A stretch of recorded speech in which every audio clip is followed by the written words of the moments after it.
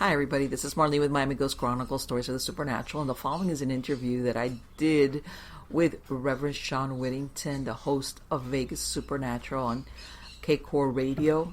He's a fantastic host, and it is always a pleasure to be on his show, and I think that this conversation that we had is absolutely fascinating, and I hope you enjoy it. Current cases, the team could use prayers. ReverendShawn.com.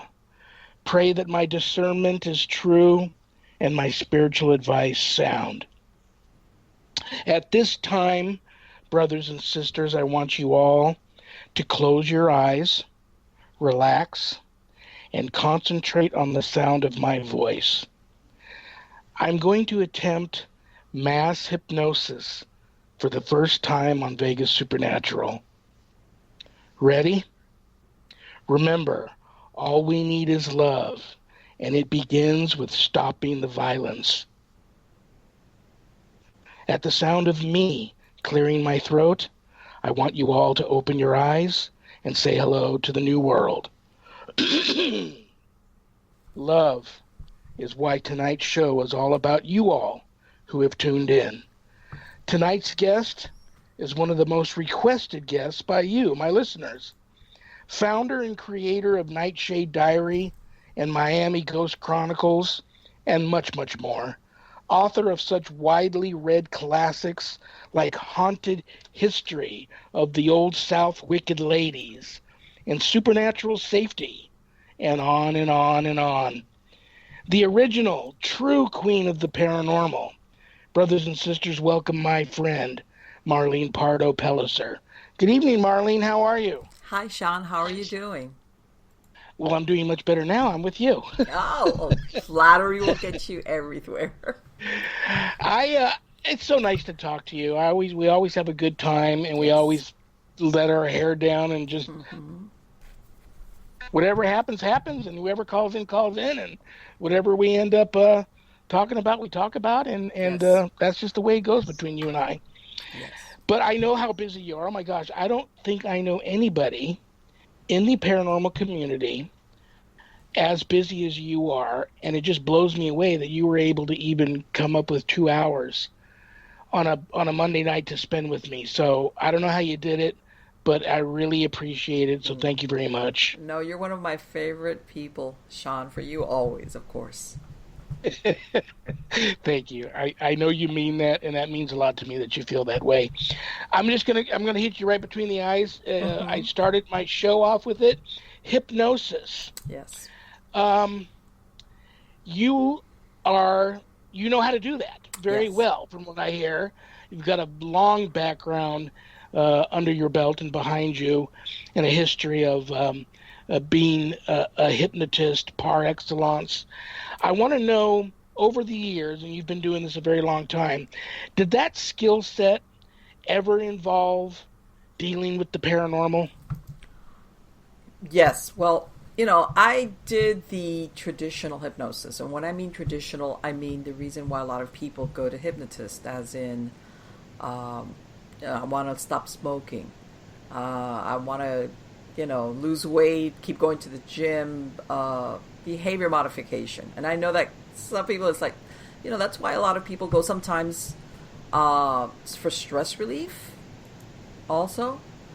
Mm-hmm. But I also did do alternative forms of hypnosis, which was past life regression, spiritual attachments, recovered memories for abductees, and also recovered memories, traumatic.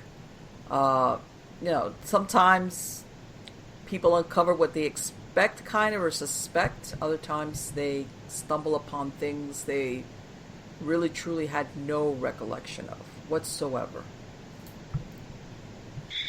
That is pretty amazing. Hypnosis has always scared me a little bit. I know we've talked about this before. I have people like you that do it and do it well. For a variety of reasons, to help people, get over an issue, a personal issue, or past life regression, what have you. People are dying to get me to do that, especially a past life regression and live on radio. And I don't know why I really don't know why I'm so scared to do it. But I just keep resisting that. I know it's going to happen one day, but something that scares me about hypnosis is, and I know we talked about as far as, there's been times where I wish I was on a case and I'm talking to someone who I clearly can tell are so oppressed by some type of spirit attachment and perhaps even possessed or in and out between those two stages. And I thought, I wonder, in addition to getting ready to, God forbid, perform an exorcism here, I wonder if hypnosis would help me at a time like this. And I'm also fearful of that, hypnotizing a possessed person. Because I wonder, do you lose all control then? Or is it a good thing because you still are able to have some type of control over the situation? Okay. Well, before I get started that, let me tell you a real quick funny story. Back in 2009, I was doing a show like this, and I hypnotized my host, and he fell asleep on me and was snoring. And I had the engineer having a little meltdown trying to contact me through the back channels going, oh my God. It was like, so, oh my gosh, yeah, okay. That's crazy. Yeah, so, all right. Okay. It wouldn't take me long.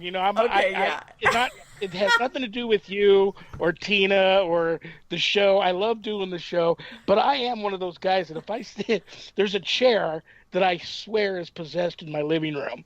We bought it. It's like an antique, high back, padded, one of those chairs you would see an old man, and I am old, sitting in one of those places smoking a cigar with a bunch of other buddies, rich buddies. Mm-hmm. It looks just like that, and I swear to you, you even look at the chair, and you better be leaning up against something because you start nodding off. Yeah, and if I sit in it, it's a done deal. I can't sit in it for anything, to watch TV, a movie, even try to have a discussion with Sharon. It ain't happening, or I'm out. Yeah, believe it or not, though we do associate that after a while, it's not really the chair, it's that you're probably really comfortable and you sleep really well, and for you've already made that connection in your brain, which is sit here means good sleep.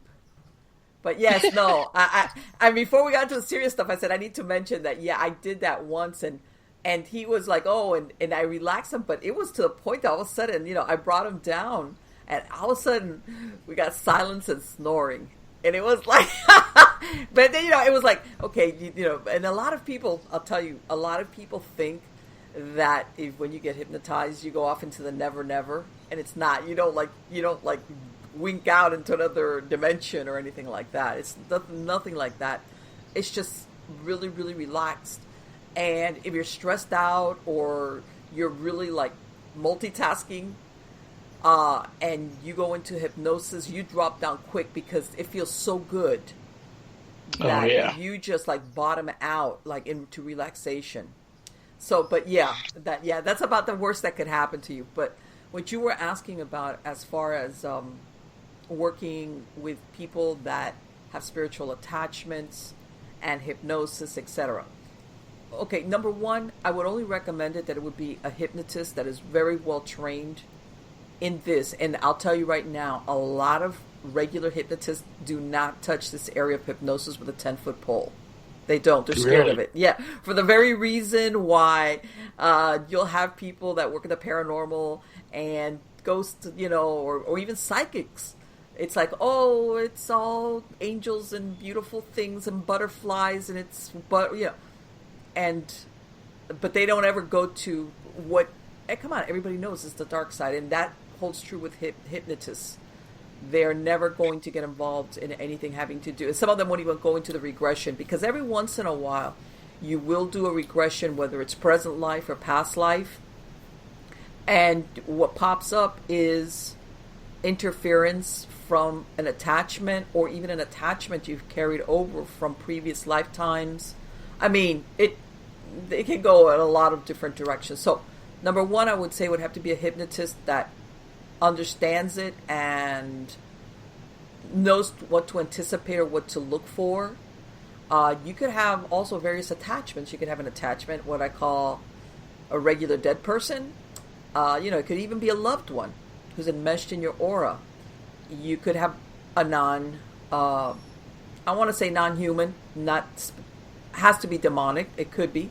You also have attachments from ETs, and I know a lot of people that there is a theory that, and I ran across this case once, where the ET is actually embedded in your aura, or they put probes. You know how you've heard that people have found, I guess, probes in their body, actual probes in their body, which they believe has been placed there by extraterrestrials.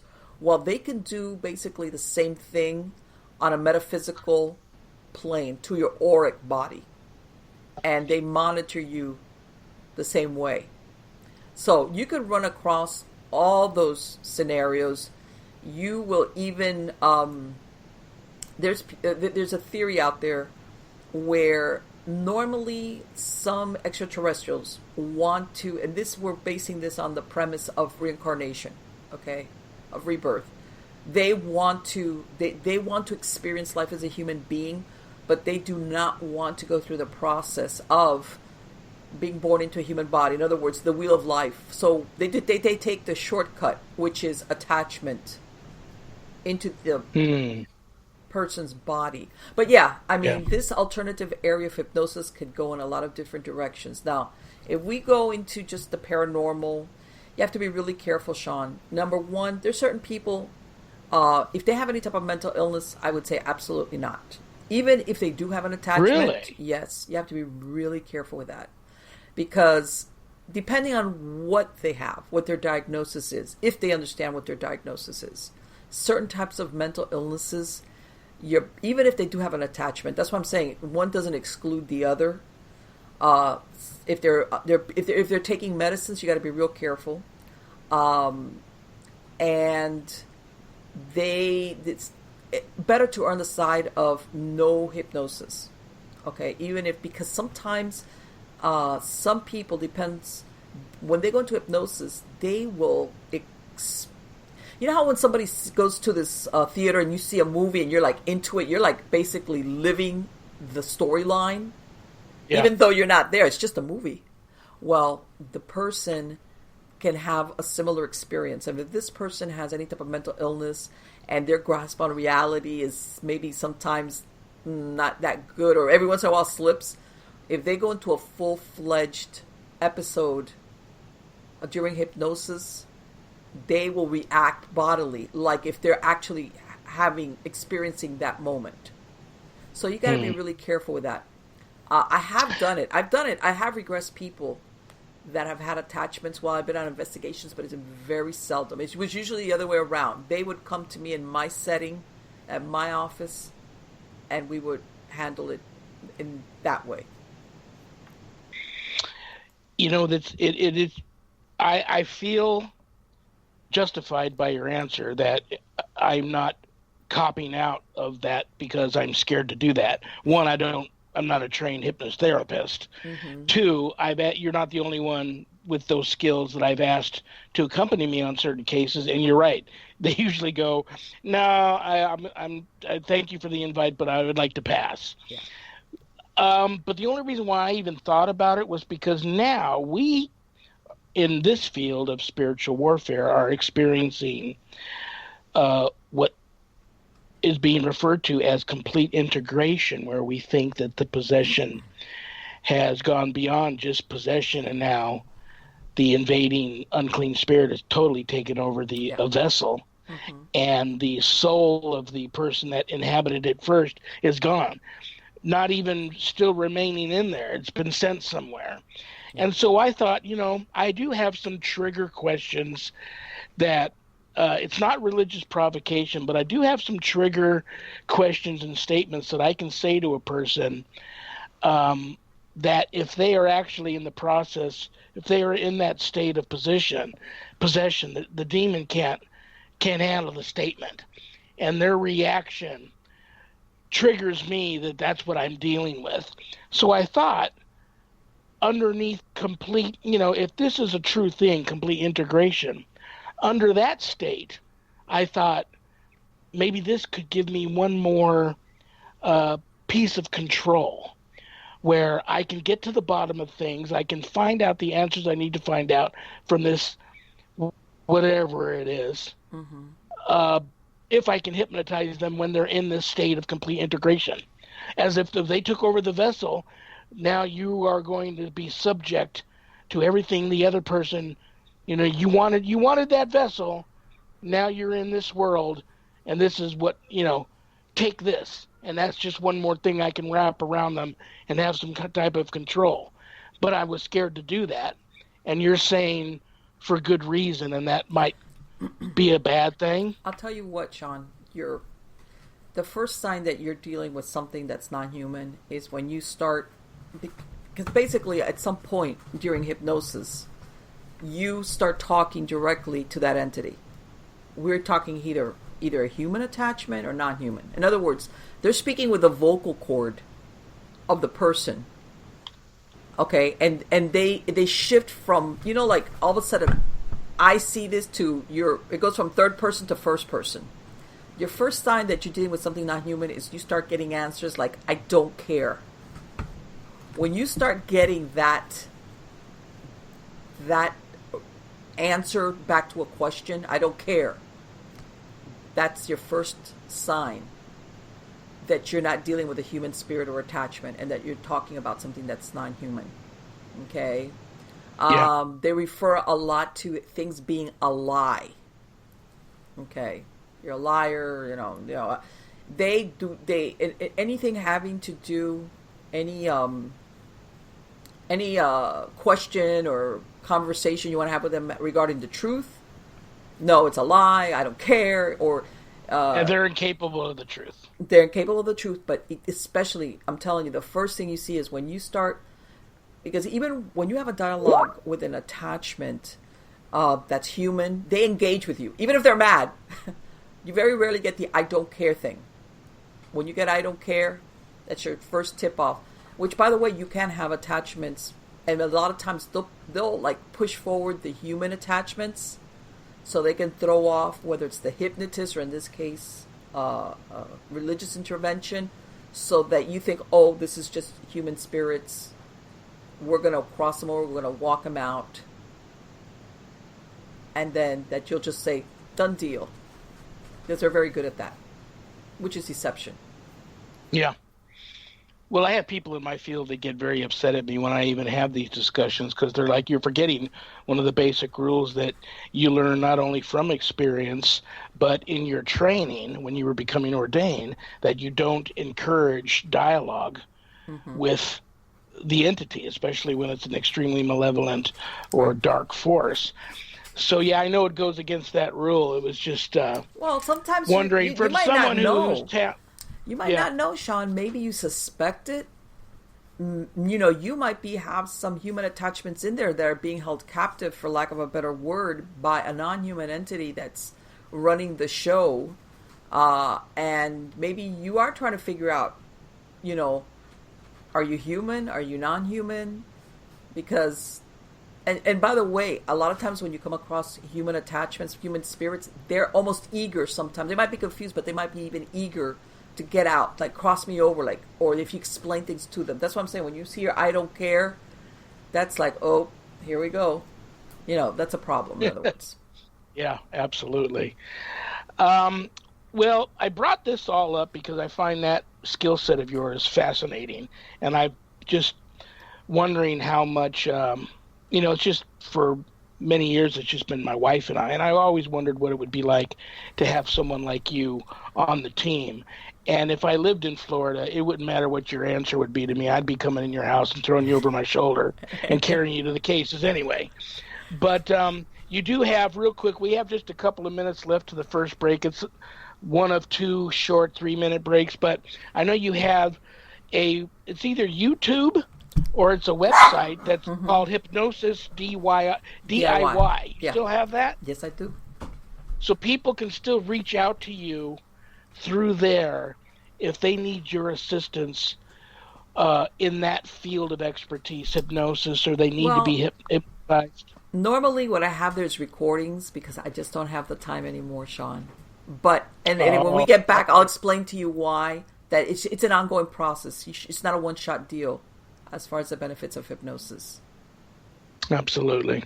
Yeah, you are. I always forget that just, and I am too. I don't know why I always forget that part about you, but it just, I find myself sometimes just hanging on emotionally and physically by my fingernails. Like, how am I going to get all this done this week? It's Right. Sunday night. Right. I've got this week ahead, and I get mad at myself because I realize, well, you're the one that put yourself in this position. You're just going to have to, put on your big boy panties and tighten your belt as tight as it can go and just jump in both feet and deal with it. So yeah, I need to manage me a little better, I guess. No, well, it happens to all of us. Yeah, you blow me away. I mean, it's just pages and pages of interviews and shows you've done, and the new podcast. I want to talk about the new podcast I stumbled upon when I was stalking you again this week for the show. But I just don't know how you do it. And I'll probably pick your brain on some of the scariest stories you'd like to share with us later, because you've got so many new shows out. This is The Rev. This is Vegas Supernatural. My very special guest tonight. You guys request her all the time. One of the most requested guests by my listeners, Marlene Pardo Pellicer, sharing 2 hours of her busy Monday evening with me. I don't know how you were able to pull that off. But so now people can go to Hypnosis DIY on YouTube and download or just listen to some wonderful recordings you have on there for a variety of things to help people with, correct? Right. Yeah, they could either go to the YouTube or hypnosis-diy.com. And on YouTube, obviously, you can listen to it.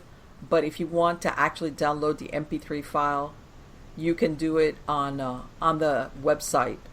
And I only charge $1.49. It's very short. But I did it that way, Shawn, because people are busy. They're usually about 15 or 20 minutes, and it's like something that, and by the way, this is a heads up for people that are trying to use hypnosis or recordings for basically to change certain behavior. Your best time to do this is right before you go to sleep. This is when your subconscious mind is open and accepts things like this, changes in behavior. We're very resistant to that. So if that's what you're trying to do, and even if you fall asleep, a lot of people say, well, I fall asleep. Believe it or not, your subconscious mind, you are listening to it. You do hear it. Really? Yes, you do. You do. So if you're going to time it, if you can, right before you go to sleep is your best time if you're trying to work that change in, and your subconscious, of course, is being very resistant because we don't like to change. Even if what we're trying to change logically, our subconscious can be very devious to outmaneuver us from changing. Absolutely. That's funny you say that, because the TV is, sometimes I watch some late night TV and Sharon might be right there asleep. And I mean, she is out. Sharon can be, I usually have to be close by and keep an eye on her when she's getting in bed. First, she's got to fight for a space, because if the Mastiffs even see her in her PJs, they go rushing to the bed and then they take the bed over and you can't get in. So she has to kind of fake them out and be in her PJs under like a coat and get to the bed. Then the coat comes off, she's in bed, and they're like, darn, and then they jump up there. But she is out. I mean, I know she's out, and she's probably listening at the other end of the house. She's going to get mad at me, but she can be out. I mean, snoring, drooling, out. And I'm watching some TV, some really good movie or something with the volume really low. The alarm will finally go off and she has to wake up and start getting ready to work. And over breakfast, she'll start asking me about things of the movie. What happened to this character, or what happened to that character? Did that turn out okay for that guy?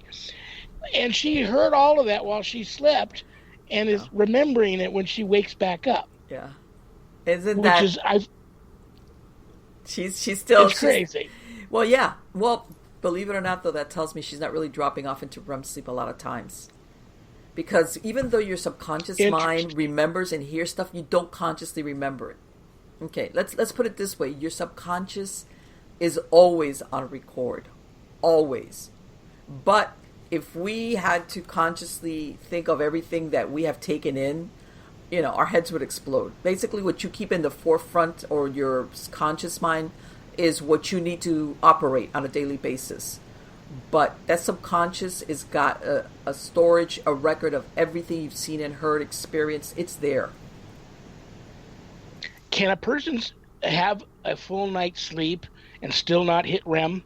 Yes, absolutely. Absolutely. That's crazy. You see that a lot with people that have problems with anxiety, have hypervigilance. We even do it sometimes when we worry. I mean, everybody goes through it normally at some points where your quality of sleep is not that good. But there comes a point where you have to. As a matter of fact, one of my suggestions when I would hypnotize my clients was, you will every night drop down into REM sleep, and every time you experience it, this will be reinforced. I would do that with all my clients, all of them, no matter what, because people sometimes, whether it's anxiety or they want to sleep, they need to sleep, but they're so busy they don't really want to sleep, so they kind of don't let themselves go. So my suggestion to all my clients was that it's very important. Yeah. Well, I'm gonna take you by the hand into another case here. Let's because go. I don't live out there with you, and I'm not able to physically do that. But sleepwalking. Yes. Now, I had a case where the woman was telling me, the single mother was telling me that, her son, who he was much older, he was in his 20s, but he was totally nonverbal, and he had severe Down syndrome. Okay. And so she was still taking care of him. Okay. And once he went down for the night, he was down. But when she started to have the paranormal activity in the house, he would get up and walk around and be sleepwalking. Now, to witness that the first time, I just wrote it out, because you know how they always say you never wake a sleepwalker? Mm-hmm. But I wasn't 100% sure if he was actually just sleepwalking or if something took him over. Now, night terrors, Sharon has her fair share of night terrors. God bless her. She's, some of the things she's seen and been through in some of the cases we've worked. Right. There's no, no wonder she has them. But I never know if I should wake her up during a night terror or let that write itself out, or sleepwalking, how you handle that. Whether it's natural or just came on suddenly, or you suspect foul play as far as spiritually. Okay. My experience usually when somebody starts having sleepwalking as an adult, and in other words, that it started when they were an adult. Because usually adults that sleepwalk, they have a history of sleepwalking since childhood. And sometimes, as a matter of fact, by the time they're adults, it's kind of like disappeared. That's really weird. When you start seeing somebody sleepwalking now when they're an adult, there's got to, and there's some type of indication of paranormal activity or something that you need to look at that aspect, that what's causing it is some type of interference from an entity, possibly. Not possession, though. No. Just kind of, they're taking advantage of the person being in that weakened sleep state. Yes. And controlling them a little bit. Okay. Well, you know what? How many times have you heard, Shawn, of people that if they're not psychic, but they have these weird dreams that basically they have spirit communication when they're asleep, and it's because that's when all our filters, everything goes down. Everything that you're too busy that says no, that's not. So you all have spirit communication sometimes when you're asleep because of that. You're more accessible, and you even heard of people having messages from loved ones when they're asleep, like dreams. Well, but the same thing happens if you've got an entity that's somehow trying to find wiggle room to get into the psyche of that person. The first attempt they make somehow is when they're in the sleep state. And then that's why I'm saying it's, and if that person doesn't have, as an adult, doesn't have a history of sleepwalking, it's like, why now? What was very interesting was he was completely nonverbal, but after he would go into this sleepwalking routine, it would always end with him finding some odd place to eventually lay down and try to go back to sleep, whether it be the hallway, top of the stairs, the second story landing, what have you. But Right. as he would get to the point where whatever inside him decided that I'm going to try and go to sleep here now, then he would burst out into these violent verbal screaming type fits, like something was trying to kill him.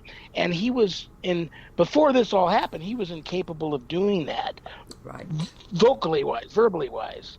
Right. So your advice would be to let the sleepwalker ride it out and not wake? Depends. Sometimes sleepwalkers, they're not really, they do, but sometimes they do stuff that can be dangerous. I mean, I've heard of people trying to leave their house or going into areas. Let's say you have a pool. I know you kind of gently. I mean, I'm not saying clap your hands in front of their face and startle them. Nope, don't do that to them. But just like if you would try to very gently wake somebody up, like hey, like maybe stroke them. People also have to look. Was there a triggering event? Why all of a sudden this person or child is doing this? Okay, when did this start? Was something going on in the household? And I'm saying this as far as don't jump to was it paranormal? Is it not? Is there something going on in the dynamics of the household where this person is expressing anxiety the only way they can? Especially in this case that you're describing, they're nonverbal. But if none of that applies, you would have to think, okay, what's going on? But no, I think that's an old wives' tale. But it just depends on how you do it. But especially if this person could be leaving the house or doing something dangerous, trying to go, let's say you live in a 2-story home, maybe going downstairs, let's say, and it's pitch black. What makes you think just because you're sleepwalking doesn't mean you can see where you're going? It's like, yeah. So, yeah. What happened in that case, Shawn? I'm very curious to find out. Well, believe it or not, it was one of my unsuccessful ones. I wasn't able to really bring closure to it, somewhat. But, they always say the last thing you want to tell a family is move. Yeah. And I try to never do that, but ultimately they did have to do that. But I got them all I got them all to do a mass dunking in the holy waters at a large Christian church, and accept Christ back in their lives. And they started as often as they can. I know everybody's busy, but as often as they could get to confession and then mass and receive communion, they try to do so. And they've changed their lifestyles around a bit, but they did actually have to move out of state. What? Out of state? Yeah, because the house was just, this was, things happen I couldn't explain. Like I could put on a set of stethoscopes, and I work in the medical field, so I have several pairs of them, good ones. Right. And I could put it up to the wall of the house, and it would sound like there'd be areas of the house that would sound like it was breathing, and there would be areas of the house that actually sound like a heartbeat. It was crazy. Well, so and let me ask you: had they been living there long, or what? Or did they had they been living and then stuff started happening? Not super long, but I think something was there, and the whole family is sensitive. Everybody in that family is very sensitive to spirit, and I suspected the mother, who she's not practicing, but I suspect she's got strong psychic abilities, and there might be and I think that all triggered it. I think it was like just the perfect storm. This family of extremely psychically talented and gifted people, right? The whole family came into this place, and it was just like a ticking time bomb, and it was just like the perfect storm. But now they just don't, like I said, they changed their lifestyle around and changed some things that they thought might also be inviting that type of a thing. And they obviously didn't want what was there to follow them to this new home, which it hasn't. That's a good part of the story, but I hated that I had to...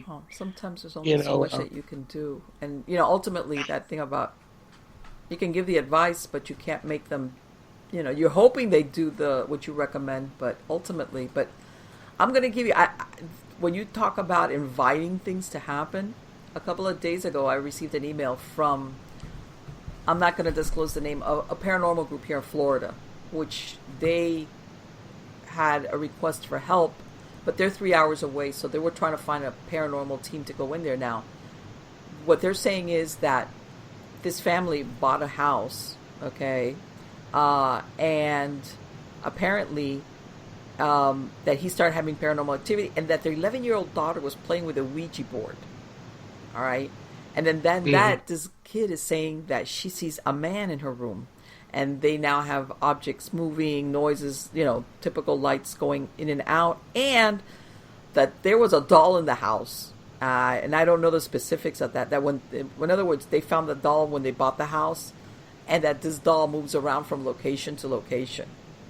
Okay, and that they're scared. And I was like, okay, all right, why is your 11-year-old playing with a Ouija board? Let's go there. Yeah. Yeah, there's certain things that just throw up such a big, huge red flag, and you just go, why would parents even allow... Because kids watch everything now. Yes. They've got free access to the internet. They've got free access to their TV, and they see all these paranormal shows, and they're bored. They got nothing else to do. Right. And and they get into that stuff. It's very attractive to young kids. And imagine, I always thought, that's why these things get attracted to that, because you're a spirit roaming around in this void, and that's like the light off the top of the Luxor here in Vegas. Yeah. When they see somebody, opening and closing portals and dabbling in black magic and the dark arts and doing seances and stuff, and they just swarm to it like, moths to a light on your back porch. Right. I mean, they're saying there was a doll in the house. Okay, maybe it was something left behind innocently. My point is, but I would say of everything that they described there, the Ouija board with an 11-year-old, which is a prepubescent, which is putting out kinetic energy like an explosion, that could be fueling, and this is just based on information I was given, that could be the catalyst right there as to, or was there something in this house they bought? That's the thing. It's like everything dovetails. They get to a new home, and their 11-year-old is playing with the Ouija board. What's first, the chicken or the egg? Was this something already there? Or was this something that because she was, playing around with this not so innocent Ouija board, that maybe this house, there was nothing absolutely wrong with it. And she opened the, like you said, somebody took her up on the invite. Yeah. So, I passed the case on to the research foundation that does the state to see if they could get somebody out there, because they're scared. And I'm thinking to myself, of course they're scared. Yeah. I'd be scared. Yeah, exactly. So what about the night terrors? Do you wake a person up from the night terrors, or do you let them ride that out? It depends. Some people get really violent, by the way, when they go into night terrors. You know that, right? They are, because they're so scared. In other words, they are experiencing this like if they were actually in the actual moment. Their body or their mind doesn't recognize that it's just like a movie, like if you're watching a screen. I would say depending on the level of stress, because you have to understand that when you're going through terror, your body, your brain is producing cortisol. You're raising your stress levels through the roof. Your body's reacting on a biological level, like if you're there. Yeah. So, depending what level it is, I would, again, very gently wake up the person. Okay? Because basically it's like, haven't you ever really been having a bad nightmare that you wish, man, I wish somebody would wake me up, like in that moment? You're like, man, I wish somebody would pull me out of this. Well, it's funny. That is the only time the dogs will actually get up out of bed and move, when Sharon has one of these night terrors, because she does come out of them violent and has punched them before. And and she's punched me before too, and it hurts. She's strong.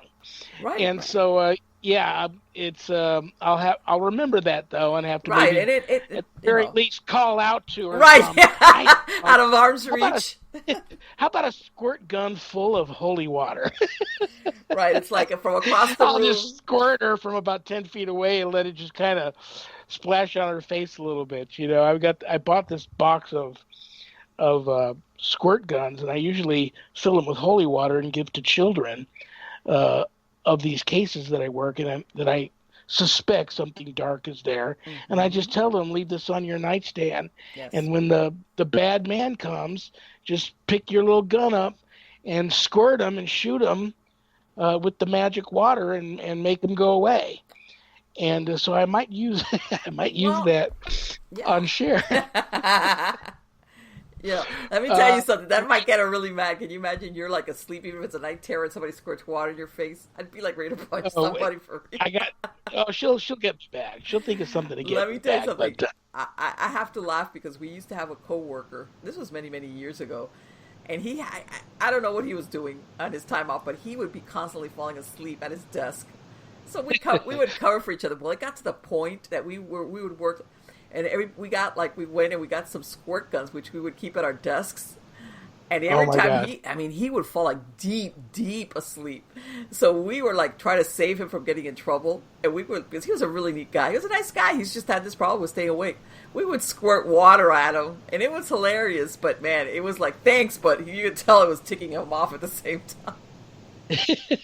That is funny. Maybe he had narcolepsy. I don't know. Yeah, thinking back, this was back, I want to say, in the 80s. This was before narcolepsy, like, the information about it was really widespread. But possibly, yeah, he could have. Well, we have 4 minutes or less to the top of the hour long break. Brothers and sisters out there, most of you that tune in all the time know this, but newcomers, it's the long 6-minute break. This is a great time to get something cold to drink, go to the restroom, check on dinner, check on the dog, make sure they're not chewing something up.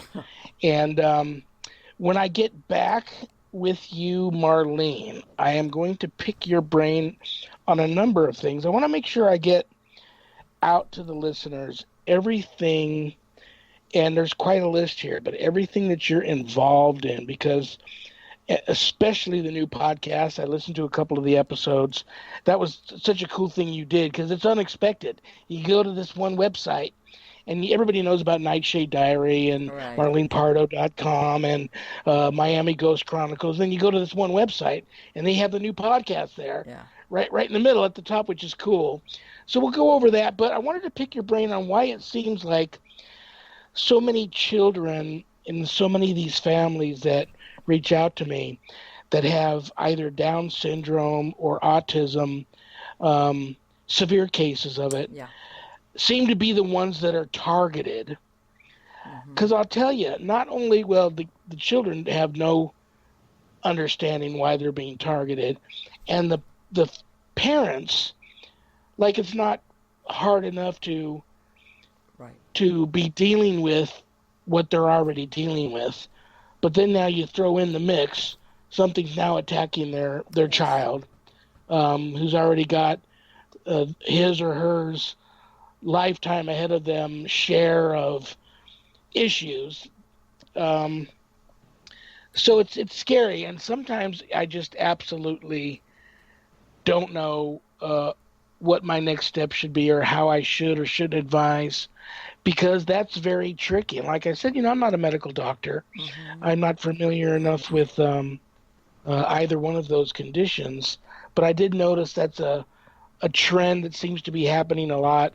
And if you had a theory on why they seem to always be the targeted one, children and dogs and cats in the homes are always the targeted ones. And I tell the families to get them out of there before I come and do my blessing, but especially the ones that are having some issues. So brothers and sisters, don't go anywhere. I got another hour with this wonderful woman, Marlene Pardo Pellicer, when we get back after the long break. We'll see you in a few minutes. If you have not done your good deed for the day yet, pick up a copy of my new book, God, Ghosts, and the Paranormal Ministry. Part of the proceeds goes to St. Jude's Children's Hospital, and that is a very good thing.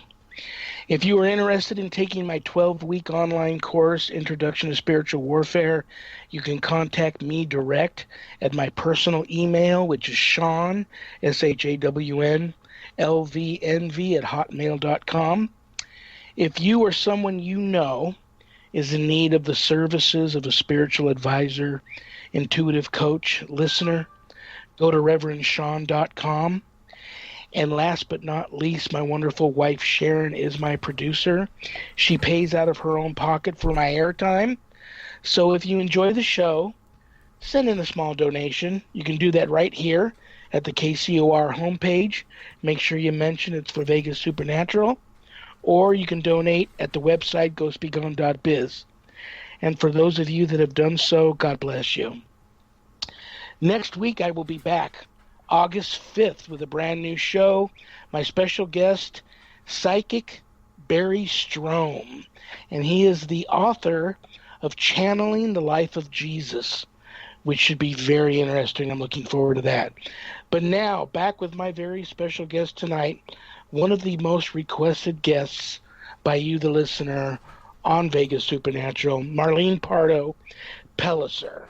And I'm going to ask you, Marlene, what your theory is on why it seems that these children, and usually when I've made a decision I'm going to come over and possibly perform an exorcism on a property in a home, I tell the family to board the animals, send the children to a babysitter, because I know if something lashes out, it's going to lash out at them first. But it really seems to be a reoccurring theme for me with these children that have Down syndrome, autism, or a variety of other afflictions of that nature, to be the targets of these malevolent forces. And I wondered if you had a theory on that.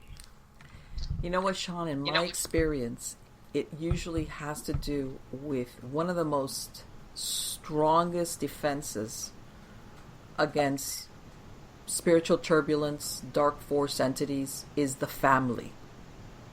The family group, the cohesiveness, love, and by this I don't mean perfect families, but that support whatever the family is composed of. And of course, when you attack a child, in this case a child that might have some type of disability, that in a way it's almost an attempt to fracture the family, to fracture the adults that are there, because they might feel helpless. In other words, they're more than overprotective, justifiably so, if their child they feel is being targeted and can't, in some cases, if they're not verbal, they don't know how to explain or say what they're experiencing. So it totally destabilizes the family unit, totally. And this is how this works. It's like, go for the weakest link and then work it from there. So to cause anxiety, stress, hopelessness, that the adult or adults, in this case, whatever the case might be, kind of loses they kind of surrender their power. They feel, because they don't know what to do, how to protect your child, or they don't understand. And that's how it works. It's like a divisive and insidious way of isolating and destroying the family unit through worry, anxiety, and that's what I've seen a lot. Because I can tell you, there's a lot of adults that can take just about anything except when their children are attacked, and especially a child that has a disability. And when you even said that thing about the animals, let's say even for people, let's say there's no children but you have pets, it's on the same level, that the animal is nonverbal, can't explain to you, and we're basically tearing your hair out trying to figure out and protect them. Talk about, making the person anxious, heartbreak, agony, suffering. This is what these dark force entities thrive off of. So as to the answer to your question, that's, I think, plus there's a theory that some people, let's say when we're talking, or let's say a child that, depending, if they have some type of learning disability, or maybe Down syndrome, or even autism, depends, that they're targeted because they're more of an open channel, in a way. And I've heard of some theories where sometimes these spirits even disguise themselves initially as another child, almost to engage this child in some type of relationship in a way. And then it goes, that's almost like, when you're trying to open a package and, if I can get my finger in there, the tip of my finger, then I can open it all the way. It's the same theory. It's the same thing that works from when you're talking about something that its aim is to destroy and to tear apart a family and to cause suffering. Yeah, it's and then just throw in everything else that's against you. Maybe it's a single mother, but she's sharing custody with the husband, and the husband's into some weird dark things, and possibly introducing that into the kids, and then the kids bring that back to the main house where they stay most of the time with the mother, and on and on and on. It's just and the mother's complaining, well, I can't get the whole family to go and all jump into the holy waters at the Christian church. I can, I'd be more than happy to do that, but I can't get the kids to do that. So it's just, and I know that it's these forces that are just putting all of those stumbling blocks in front of you, one after another after another. That's why I always tell people when they call me, well, I just want you to know right off the bat that if there's a quick fix here, then, God bless us all, but I doubt there's going to be, because usually there's not, and we could be in for a fight for a very long time, because people want you to just come over and wave a magic wand and make it all better, and it just doesn't work that way. Well, I was about to say, when you were describing, when the person starts saying all the reasons why, I can't, my family, whatever, let's really, a lot of times it's an excuse, as in I'm abdicating control, I'm helpless in this. And I will say that in these situations, let's say you cannot, what's in that scenario you described, you can't get everybody on the same page for whatever reason. As long as that one person starts doing something, whether it's prayer, blessing the house, it's like, critical mass. When you're moving something really heavy that at the beginning you think you're not moving it. If you don't start pushing back, nothing will get done. You have to start pushing back, even if it's on an individual basis. Again, people sometimes underestimate their power as a human being, saying, okay, and by this, I don't want to say that if you need clergy or somebody like you to come in there and like, hey, I'm going to do the heavy lifting, I can start it. I can make it uncomfortable for this entity. I can make it start loosening its grip on my household. In other words, I don't have to wait for the cavalry. It's great when they get here, but in the meantime, I do have power. I do have things that I can do. Again, it can be as simple as prayers, opening up drapes, letting the sun in, seeing I am powerful enough to try to do something, even if it's on a daily basis. Like every day I'm going to do this. I'm going to do something today. And a lot of people, it's easier, like you said, Shawn, to call up somebody like yourself and say, I don't know what to do. When are you coming over? And getting rid of all of this.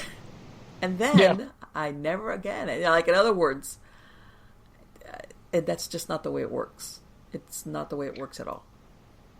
Well, I am guilty, and I'll admit this live on air. I am guilty of probably cutting loose far more clients than I'd like to admit to. Mm-hmm. But it usually finally comes down to if the actual person that reached out to me thinks that, when they say, well, so what's your approach going to be? And I give them a little insight on me and and how I plan to approach it. And they just think that's the craziest thing they've ever heard, and they're not on board with that at all. You just can't come over and, do what you do and chase whatever this thing is out of my home and make everything better. No. And when I realize that the person actually is saying, well, I really am not comfortable with you doing this or doing that, I'll try and find help elsewhere. And I encourage it. I'm all, well, you're going to need help. And because I'm not the guy for you doesn't mean that there's not a team out there for you. But more times than not, like you just got done saying, a week goes by, they've had several other teams come in there who all made it worse. Yes. Now they come back to me, but it's now an attack. Now when they've made their full circle and they've come back to me, now they're attacking me for not having helped them in the first place, and I'm ultimately the reason why now it's off the charts craziness in their life. And would you believe, more times than not, even at that moment, they're still not on board with the way I plan to approach it. Let me ask you something, Shawn. I don't know if you've run across this. I have. And I'm going to put this in a family setting. In other words, there's more than one person in the household. And they're having, really dark, malevolent stuff going on. And they've done maybe like you said, they've even called groups. They're calling you in. And really what's holding that there is that there is somebody in that household that wants that entities to stay. Or is engaging it. In other words, they might say, let's say to you, oh my God, I'm so scared, I want this to go away or whatever. But behind the scenes, either because they're bored and they're excited, or they just, for some stupid reason, they feel like some type of connection with this entity. And you might be thinking, what is going on? Why is this thing not budging? And all it needs is just one person in that household to be saying for it to stay. And that people be surprised how often that happens. Depending on, and I'm going to say this, when we see these families going through these traumatic, because sometimes it can get pretty traumatic experiences of a malevolent haunting or something, you kind of feel sorry for them, and you're always thinking, but sometimes you have people in that household which are not really nice, and like there's like almost like a like attracts like a special connection between them and this entity, which is why they got such a dark entity in there to begin with. And maybe not even the rest of the family knows that they're the ones that are kind of holding this thing in place there, and with the torment and everything going on. And somehow or other, this activity is feeding their soul somehow. It's kind of really weird. It's a very weird dynamic. But sometimes you have to really look individually at who's there and what do they really want. I hate to say it, but sometimes you have a person in that household who, I know this sounds really dark, is enjoying seeing their family or their partner or whoever being tormented. And they're not going to admit it. It might even be them themselves who's being tormented. But something about the torment, yes, they don't want it to stop. Spiritual S&M. I'm gonna get hate mail for this, for even the terminology that I'm going to use. But I think of domestic violence cases. Yeah, sure. And you can just put that word demonic in front of it. Demonic domestic violence cases. Yes. Sometimes, and a police officer will tell you those are the most dangerous calls to go on, because whoever's being, and both parties could be guilty, but whoever's really taking the blunt of that, now all of a sudden when you come to help, things aren't as bad as what they made it seem to be according to them, when it's bad. But they almost don't seem ready to commit to call it quits and do whatever it takes to make this stop. Am I making sense? Oh, absolutely. Oh, and I don't know if I mentioned, but I was an investigator for the state, and I have worked in a lot of cases that there was domestic violence, and I've seen this firsthand a lot of times, and a lot. I could, sometimes there's absolutely an economic component, to the, they depend on this person economically, but that they're that there is sometimes a thing where maybe when it just happened, they tell you horrible things about what was said and done, and even prior stuff. And then you come back 72 hours or a week later, and it's like, no, it wasn't that bad, and they even self-blame, and you're like, what? You just, and part of your logical mind is trying to comprehend why somebody would, allow, and it's a weird dynamic, but yes, I understand totally. And as far as your analogy, instead of, let's say domestic, let's make that demonic. Yes. And part of what I said at the beginning, Shawn, about human beings being driven by pain and pleasure, and in our subconscious mind, pain is the unknown. Pain is change. In other words, let's say you have been living this existence with some type of malevolent haunting, an entity gets better, gets worse, it torments you, your life is kind of like discombobulated, maybe your relationships have gone south, and the root of it all is this entity. And sometimes, as much as your logical mind says, I need to get out of this, I'm so unhappy, dark thoughts are always in my mind. When it really comes right down to the moment of basically letting it go, they don't. In other words, you could come in there and do everything, and if this person on a spiritual, mental level still wants to continue in that relationship with this entity, and I'm sure you've heard of it sometimes where people, they do clearances on houses and everything quiets down for a week or two, and then it comes back. Yeah, always worse. Always worse, and you're thinking, what happened here? How did this happen? A lot of times, you were successful, but somebody there was drawing it back because there is some, and sometimes we even have carryovers from family curses as far as generational vows that have been taken with entities, and I'm sure you've heard of that. In other words, sometimes it even predates that person's lifetime. Sometimes it could be something that's been with their family. I've even heard of your ancestors, in some cases, pledging their offspring. And everybody thinks of sacrifices as an actual sacrifice, like a physical sacrifice. Sometimes you will have some of your ancestors that basically pledge their offspring to suffering, but not in a physical way, in a spiritual way. And this is why sometimes it's so hard to break that connection and that attraction, that person is desperate. Like, I need to get out of this, but they somehow can't break the connection. That's why. Sometimes that is an aspect of a dark attachment.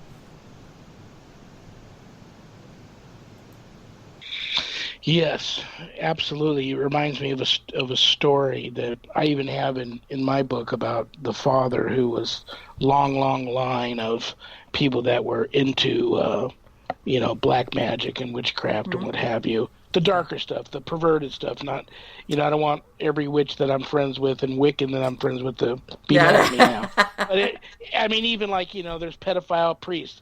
There's people in every walk of this thing, all the many things we do that certain people pervert that stuff and make it bad. Right. And he, at the time of, how am I going to say this without Tina just saying, your show's done. At the time of, oh my gosh, we're all adults, right? At the time of ejaculation with his wife, when he got her pregnant with the daughter that I ultimately performed an exorcism on some 15 years later, he looked up into the sky and gave his seed and his coupling and his whatever it was he was doing to the devil. Right. At that moment. The wife remembered it as if it happened yesterday, the very night that it happened, and that very night that she was able to determine that was also the night that she got pregnant. Okay. And that just goes right along that line. Transgenerational curses. Yes. They're very real. Yes, they are. And really, really scary. And you just don't know. It's like I was getting some really crazy paranormal drive-bys here at the house for some time, and they were so different than what I was normally used to happening that I did what a lot of my colleagues will get mad at me for saying, that reached out to a friend of mine who, one of the few psychic mediums that I do believe she's truly gifted from God with the gift of discernment and a seer. And she said, you've got your family back in the olden times, back in England, were part of the witch trials. Right. And somewhere along that line, a deed was done. And this is a transgenerational curse that moved down. And there's some that are still mad at your family. And there's no way to go back and redo the deed. You have to figure out another way to confront this and try to make things better, which I have done some things, taken some advice of some people, and done, a lot of extra praying to my own God that, whatever. But it just, we all don't have the answers, and we're all going to have them one day. But we're going to get ready right now to go into the last break, Marlene. When we get back, I want to make sure everybody knows all the different ways they can reach you. Okay. I want to talk about the new podcast. And if you want to take us out at the end of the show with a scary ghost story that you've recently gotten from one of your friends, would be very cool. Okay. Don't go nowhere, brothers and sisters. Last segment, Marlene Pardo Pellicer, my wonderful guest tonight. Let me make sure everybody has everything they need to know on you. You've got a wonderful website, been to it many times, marlenepardo.com. You have Stranger Than Fiction Stories. You have Miami. This is your flagship. Right. Miami Ghost Chronicles. You have Nightshade Diary. Mm-hmm. And then I stumbled upon your new podcast, Supernatural StoryTime. Yes. Tell me how that came about. Well, since I've been an investigator since the 90s, I would have people send me emails of experiences that I'd had. This was long before I ever thought of any of this, of collecting. It just, people would send me stories as in things that had happened to. Most of the times it was firsthand experiences. Hey, this happened to me, or some. And then, of course, after a while, believe it or not, I kept these emails. I'm real good with that. And I said, you know what? Everybody wants to hear these true ghost stories.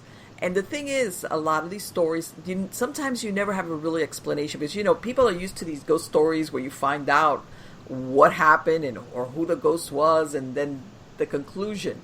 And a lot of times people have these experiences where they have no idea what the origin is. And 9 times out of 10, they end up moving away, either because they just had to move away, or because the family, if it was bad enough, said, we're out of here. Bye. Yeah. And, so I collected a bunch of stories along the way. And even now, I still get people sending me experiences they've had. In other words, it's not always contact as in I need an investigation or I need help. Sometimes it's like, this happened to me and I never figured it out. And I wonder if it was this, that, or the other thing. A lot of times it's, believe it or not, those experiences are what opens the door for them to realize, boy, the paranormal does exist. Absolutely. Well, one of these many stories that you've recently posted, and there's just so many of them, that jumped out at me. And if it's a good story and you have time to tell it, great. If not, I understand. But what jumped out at me about it, one, the title, Black Hounds. Yes. And you hear people all the time talk about the hounds of hell and yes, demon dogs and things. Well, I'm here to tell you they exist, because I've dealt with 2 of them on 2 separate occasions during cases, very, very dark cases. And I know them to be real, and I wondered if that was a good story that you thought you could share with us. Well, that was like but and like you said, historically, a lot of traditions have that black hound, black dog, and in some cases they see it like almost like a banshee. Like, if you see one, it's like a curse or somebody's going to die. In other words, or you heard them baying. But then you have other people that have had these sightings. And I'll tell you what, where I live at, it's kind of a little bit on the agricultural side. And most of the intersections you come to are four-way stop signs. And out here, you could go, there's a lot of, fields and trees and nurseries. And one time, I remember, so every once in a while, you'll see dogs wandering around. By nightfall, you really don't see, believe it or not, that many animals around, besides like a dog, in other words. Yeah. And one time, my sons had a sighting of something at a four-way stop sign where I was like, you saw what?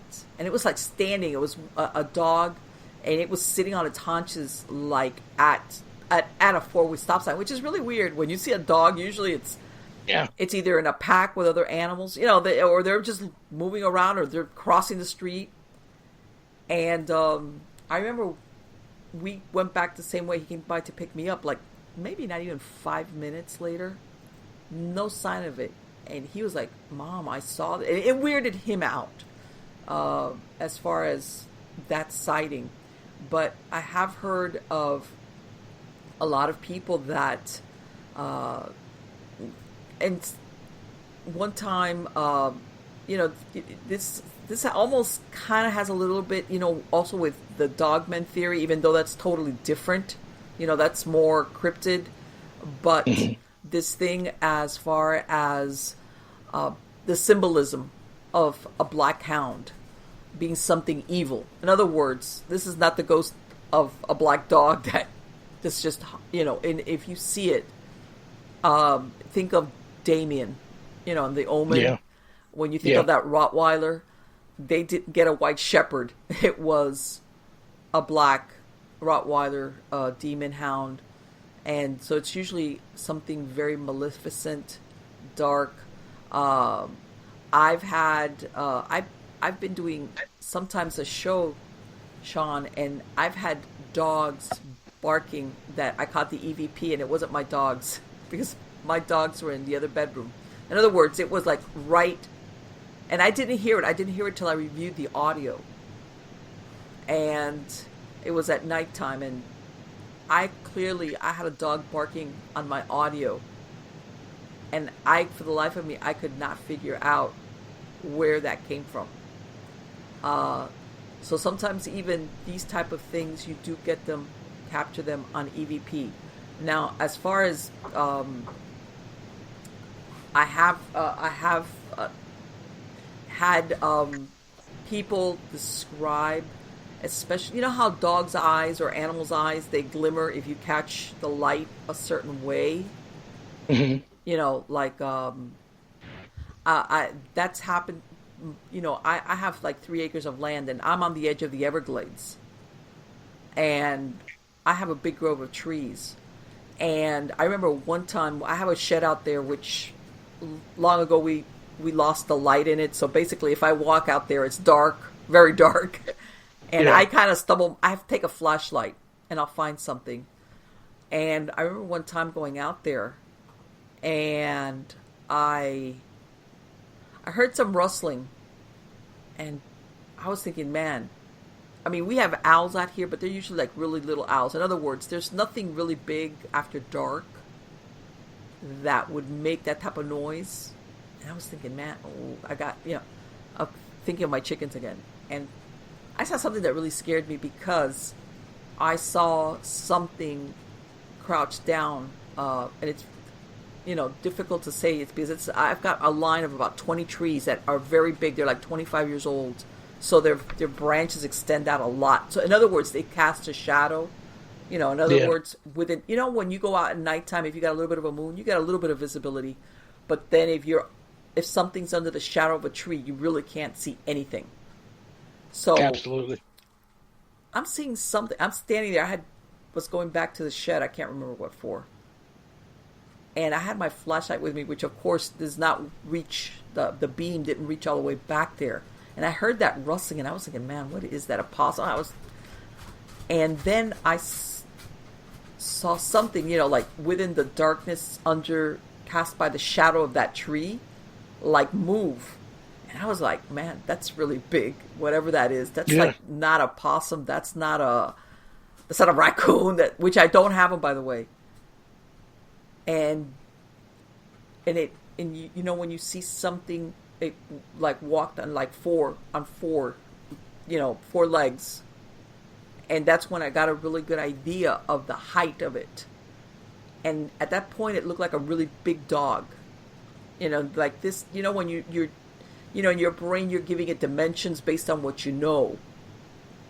So I'm looking at that, and I'm thinking to myself, how did a dog get into my yard? I was like wigging out, and I saw this, whatever it was, go up on two legs. Okay. And I saw that eye glimmer. And that's the part, this was a first-hand experience I had. This was where I kind of like beat a hasty retreat back into, because I have like a big carport in the back of the property. And again, this out here is really, really dark. Yeah, if you have a porch light, everybody here sits on acres and acres of land. And like I said, we're on the edge of the Everglades. And this house that I'm living in, it's been here for 100 years, because this was like part of the original agricultural area for South Florida. We would grow tomatoes and all of this, where it was snowing in the rest of the United States. Out here, they would be growing stuff in South Florida. And let me tell you, at that point, like I said, your first instinct is to think of normal reasons of what you're seeing. And then that was something that happened to me firsthand that I cannot explain, because I was standing there like, in other words, I didn't jump to the conclusion that I'm looking at something supernatural or paranormal or dark. I'm hearing rustling, and I'm like, oh, what's under the trees? God, a possum, darn it. I'm thinking my chickens, and then I'm looking, and it's like, no, it's not in the trees. I'm looking below the tree, the shadow, and I'm seeing that darkness move. And then it takes a little bit, when you strain your eyes and you keep looking in the darkness, you get a better, your vision sharpens. Correct. And I'm like, man, wait a minute, what is that? And I'm seeing like something, I don't know. It was very, talk about your mouth going dry with fear. Well, yeah, because your sixth sense kicks in. Mm-hmm. And you just kind of know if you're witnessing something that, one, you haven't seen before. Yes. But that's just not right. Yes. And you just know it. Some of us have that spidey sense, and some of us don't. Yes. But and let me tell you something. And I cannot account. First of all, and this is the thing, when my yard is totally fenced, and I mean it's 6 foot, and it's got a barbed wire line on the top of it. The topmost has got barbed wire on it all around, and the front of the property has got a 6 foot cement fence, like a wall with, in other words, plus my neighbors have the same thing. Everybody around me is fenced in, which is, when I saw this, I was thinking, how did a dog, get in, But I want to say that about then, Shawn, is like exactly like what you were saying, where all of a sudden that spidey sense that's been typing you on the shoulder going, hey, guess what? Yeah. That's, because you're like, oh, that was the moment that I think that it was like, okay, because what you're looking at is not something regular. How's that? And I'm telling you, Shawn, all of a sudden when I saw that eye shine, but it was like taller than at the height of what would be taller than a human being. It was like, how does, like, I said, okay, whatever that is, that's really dark, and big, and like, it was like your mind, it cannot process, how did this go from looking like a very large dog shoulder, if you're looking at the dimensions of a dog from shoulder height, how did this go from that to me seeing eyes shine about 4 feet all of a sudden above where the head would be? How's that? Oh yeah, that's and it's not a bear. No, we don't have because bears. They just, I saw one video one time of a bear who, it looked like he was born deformed. So he had one arm that was it was just a stub. Mm-hmm. Didn't look like he lost it in a fight. It looked like he was born deformed. So throughout his life, he learned how to walk like a person. He was a wild bear. Right. But he could actually just walk. But even a bear that walks doesn't look like that. No. And you just know. No, I live close to the Everglades, but am far enough away from it. First of all, they don't have bears out there. They have an occasional panther, but that's far away. There's nothing.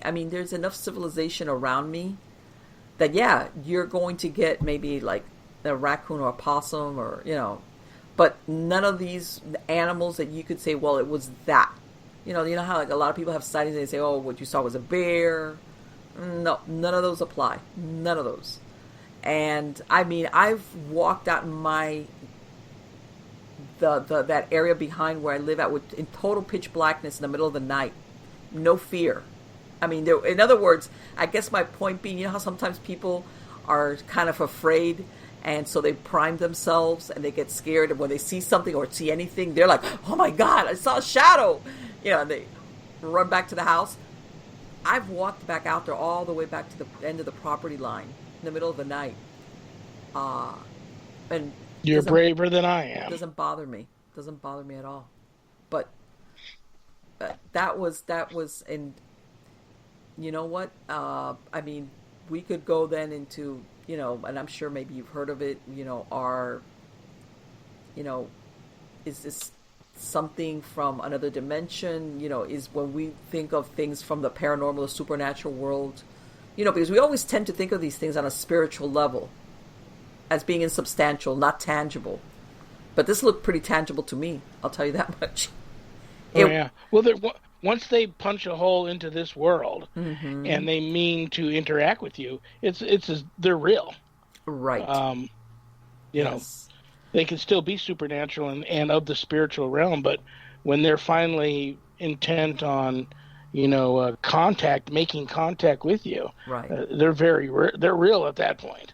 Right. And again, and it's like everything, like, I've dug up in my property, which, by the way, here it's big limestone deposits. You dig a little bit, like 6 inches, and you run into solid rock. But I've dug up here tons and tons of mollusk shells, which leads me to believe that at one point in this area, not strictly on my property, they had natives. And this had to have been quite a way back, by the way, which were, eating seafood or mollusks, or because that kind of thing. And I have found stuff like that on my property. My point being, was this God and some type of elemental spirit. There's so many things, and we've spoken about it, Shawn, where I've told you here, where you have dark magic practices, some of the Santeria, voodoo, real dark magic stuff, where people will do stuff, conjure things, and it bleeds into properties that are adjacent to it. I've seen that. In other words, it wasn't the person living there who actually did something. It was just something that was close enough. Same thing here with the railroad tracks. If real quick, we had a scenario where we had somebody had a young teenager, stupid thing, went up and saw one of these bags that was thrown on a railroad track, and when they looked in it, it kind of had a dismembered chicken, which that's part of it. Later that night, this poor kid, which had this, she started having a nightmare, and basically she saw something standing in the corner of her bedroom, which looked like, the way they described it was a very tall skeletal figure with a hood over it, and that it smelled really bad, and it had like a necklace of fingers attached to it. Okay, and the thing was basically an attachment that she got of what that spell work had been done for. Basically, for her having touched it and looked in there, it kind of like said, well, who wants a dead chicken when I can have a live human? Absolutely. So that's scary. Yes, and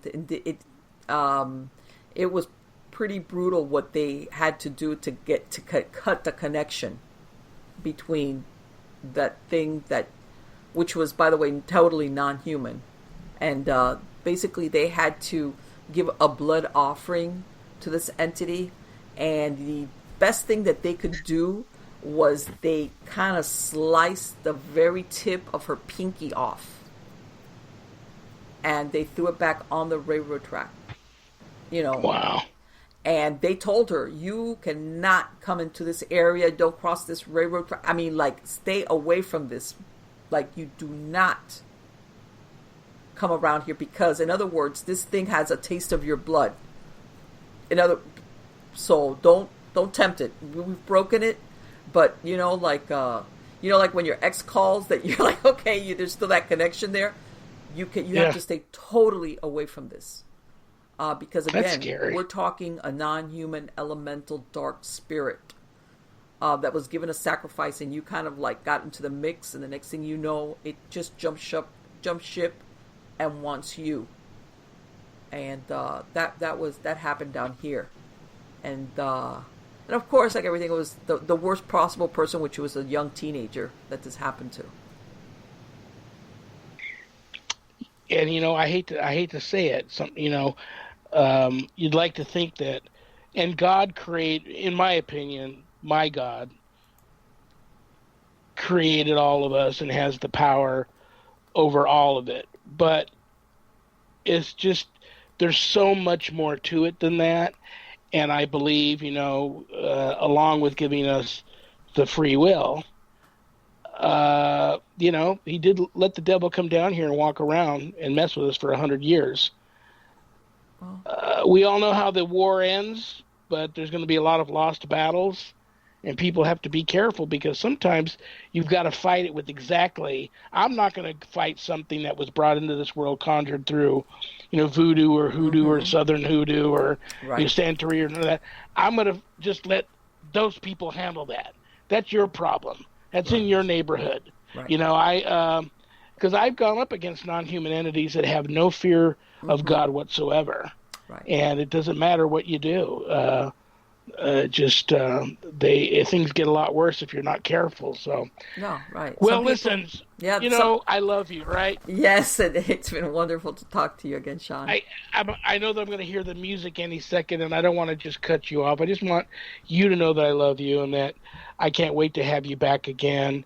And I'm going to be reaching out to you for it again, because I always have a great time talking to you. But gosh, we have under a minute left, so you know that you're on my prayer list. You can reach out to me for anything, anytime. And you're just lucky I don't live out there, because I would be banging on your door and just throwing you over my shoulder and carrying you out to cases all the time. Your husband would hate me. Anyway, brothers and sisters, I hope you all had as much fun as I did. This was the wonderful founder of Miami Ghost Chronicles, which is her flagship. But this was Marlene Pardo Pellicer. Follow her, look her up. Just a wonderful person, as you can all tell. Everybody, please be a better version of yourself tomorrow than you were today, and so on. Turn the other cheek. Work on your humility. Stop the violence.